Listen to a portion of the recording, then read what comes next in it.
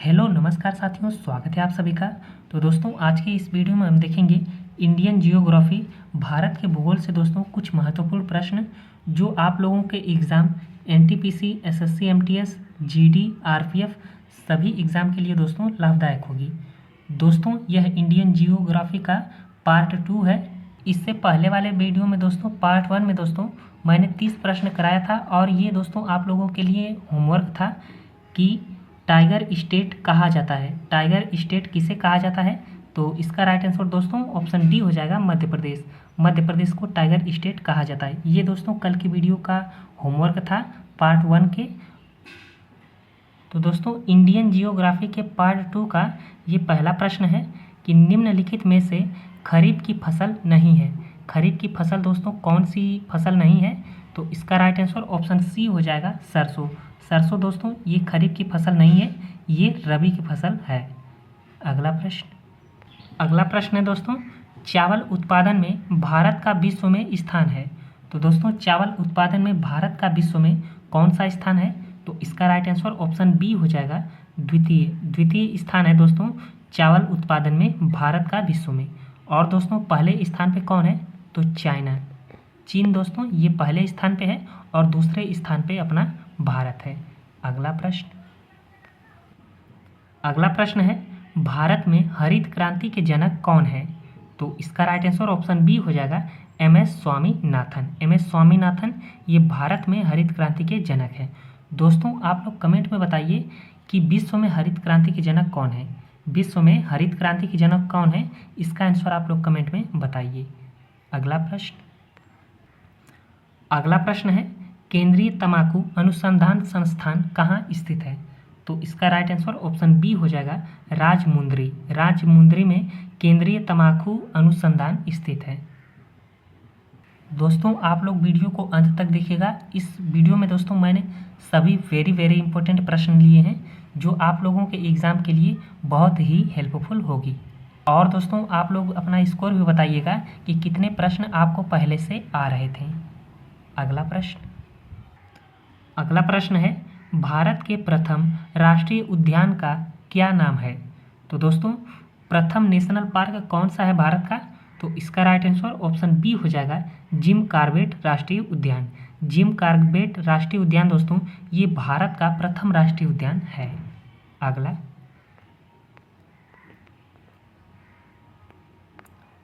अगला प्रश्न है, भारत में वन्य जीव संरक्षण अधिनियम कब लागू हुआ था?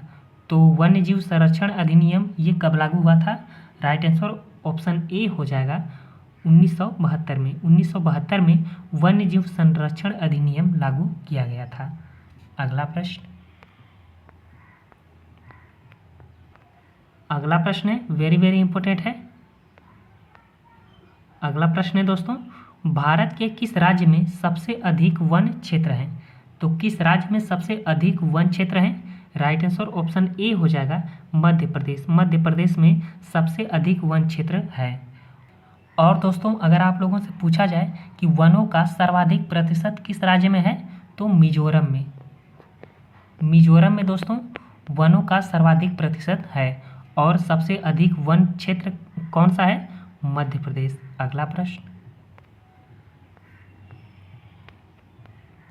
अगला प्रश्न है, भारत में मैंग्रोव वनस्पति का सर्वाधिक विस्तार किस राज्य में है? तो मैंग्रोव वनस्पति का सर्वाधिक विस्तार किस राज्य में है? तो इसका राइट आंसर ऑप्शन सी हो जाएगा, पश्चिम बंगाल में। पश्चिम बंगाल में मैंग्रोव वनस्पति का सर्वाधिक विस्तार है। अगला प्रश्न है, गंगा ब्रह्मपुत्र डेल्टा क्षेत्र का वन किस नाम से जाना जाता है? तो इसका राइट आंसर ऑप्शन बी हो जाएगा, सुंदरवन डेल्टा। सुंदरवन डेल्टा के दोस्तों नाम से गंगा ब्रह्मपुत्र डेल्टा का क्षेत्र जाना जाता है। अगला प्रश्न है, निम्नलिखित में से कौन सा परंपरागत ऊर्जा का स्रोत नहीं है? तो इसका राइट आंसर ऑप्शन सी होगा, भूतापीय ऊर्जा। भूतापीय ऊर्जा ये परंपरागत ऊर्जा का स्रोत नहीं है।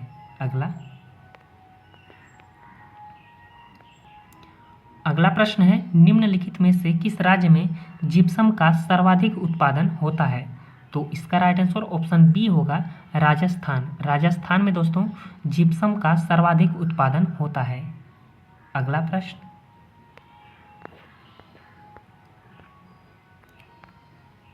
अगला है दोस्तों, भारत में खनिज तेल का उत्पादन सर्वप्रथम प्रारंभ किया गया था। तो दोस्तों भारत में खनिज तेल का उत्पादन सर्वप्रथम कहाँ पर प्रारंभ किया गया था? तो इसका राइट आंसर ऑप्शन बी हो जाएगा, डिगबोई में। डिगबोई में दोस्तों सर्वप्रथम खनिज तेल का उत्पादन किया गया था। अगला प्रश्न, अगला प्रश्न है, दुलहस्ती व सलाल जल विद्युत परियोजना स्थित है। तो दोस्तों दुलहस्ती और सलाल जल विद्युत परियोजना ये किस नदी पर स्थित है? राइट आंसर ऑप्शन ए होगा, चिनाब नदी पर। चिनाब नदी पर दुलहस्ती व सलाल जल विद्युत परियोजना स्थित है। अगला प्रश्न है दोस्तों, जनसंख्या की दृष्टि से भारत का सबसे छोटा राज्य कौन सा है? तो जनसंख्या की दृष्टि से भारत का सबसे छोटा राज्य कौन सा है? तो इसका राइट आंसर ऑप्शन सी हो जाएगा, सिक्किम। सिक्किम ये जनसंख्या की दृष्टि से सबसे छोटा राज्य है। और दोस्तों क्षेत्रफल की दृष्टि से सबसे छोटा राज्य कौन सा है? तो गोवा। क्षेत्रफल की दृष्टि से सबसे छोटा राज्य गोवा है और जनसंख्या की दृष्टि से सिक्किम है। अगला प्रश्न, अगला प्रश्न है, ब्रिटिश भारत की प्रथम जनगणना के समय वायसराय कौन था? तो इसका राइट आंसर ऑप्शन बी होगा, मेयो। मेयो ये ब्रिटिश भारत की प्रथम जनगणना के समय वायसराय था। और दोस्तों ये जनगणना कब हुई थी? तो 1872 में। 1872 में जनगणना हुई थी। अगला प्रश्न, अगला प्रश्न है, उत्तर भारत का मैनचेस्टर किस शहर को कहा जाता है? तो उत्तर भारत का मैनचेस्टर किस शहर को कहा जाता है?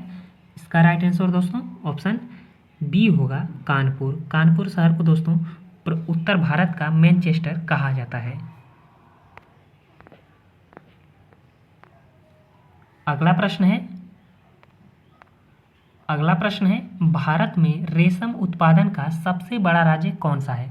बताएं दोस्तों इसका आंसर कि भारत में रेशम उत्पादन का सबसे बड़ा राज्य कौन सा है? तो इसका राइट आंसर ऑप्शन डी हो जाएगा, कर्नाटक। कर्नाटक ये रेशम उत्पादन का सबसे बड़ा राज्य है। अगला, अगला प्रश्न है, मेक इन इंडिया की शुरुआत कब हुई थी? तो मेक इन इंडिया की शुरुआत कब हुई थी? राइट आंसर दोस्तों ऑप्शन ए हो जाएगा, 25 सितंबर 2014 को। 25 सितंबर 2014 में दोस्तों मेक इन इंडिया की शुरुआत की गई थी। अगला, अगला प्रश्न है, कांडला बंदरगाह स्थित है। तो बताइए दोस्तों कि कांडला बंदरगाह ये कहाँ पर स्थित है? तो इसका राइट आंसर ऑप्शन डी होगा, कच्छ की खाड़ी में। कच्छ की खाड़ी में कांडला बंदरगाह स्थित है। अगला प्रश्न है, किस राज्य में अनुसूचित जनजाति की जनसंख्या सर्वाधिक है? तो किस राज्य में अनुसूचित जनजाति की जनसंख्या सर्वाधिक मात्रा में है? तो इसका राइट आंसर ऑप्शन सी हो जाएगा, मध्य प्रदेश। मध्य प्रदेश में दोस्तों अनुसूचित जनजाति की जनसंख्या सर्वाधिक है। अगला, अगला प्रश्न है दोस्तों, और ये दोस्तों आप लोगों के लिए होमवर्क है कि जोजिला दर्रा कहाँ स्थित है। जोजिला दर्रा ये कहाँ पर स्थित है, इसका आंसर आप लोगों को कमेंट में बताना है। तो दोस्तों आज के लिए इतना ही। उम्मीद करता हूँ कि दोस्तों वीडियो अच्छी लगी होगी, क्वेश्चन अच्छे लगे होंगे। तो दोस्तों आप लोग अपना स्कोर भी बताइएगा कि आप लोगों को पहले से कितने प्रश्न आ रहे थे। दोस्तों आप लोगों को अगर वीडियो अच्छी लगी हो तो वीडियो को लाइक करिए और अपने दोस्तों के साथ ज़रूर शेयर करिए। और अगर आप चैनल पर नए हो तो चैनल को भी सब्सक्राइब कर लीजिए। Thank you very much.